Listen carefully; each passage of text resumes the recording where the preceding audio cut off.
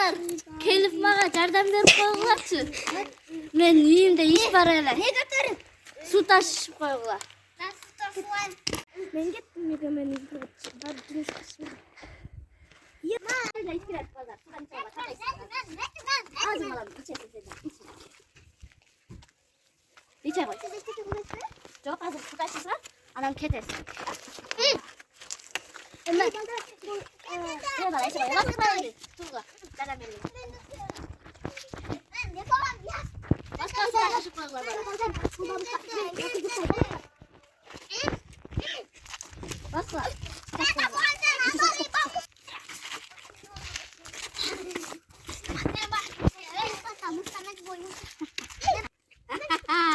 Neni, babuştan oynadılar böyle.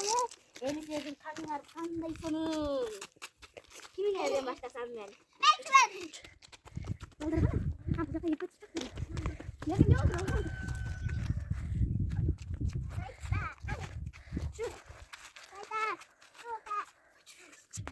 Hey, sen ne otursana?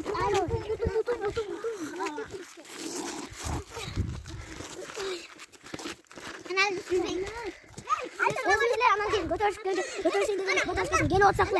Al başımız ayılarına tıklap ettik. Şaşkaklas nerede? Kimkiler gene gösterdi. Bizdin Baba Yaga videosu ayağına çeyin jetti. Birinci as bütü, ikinci asты қаласаңыздар комментария жазып кетіңіздер. Жана лайк басып ушул видеону көрүп жатсаңыздар, подписка кетти унутпаңыздар. Батыраак 100 подписчикке же 50 подписчикке жетели.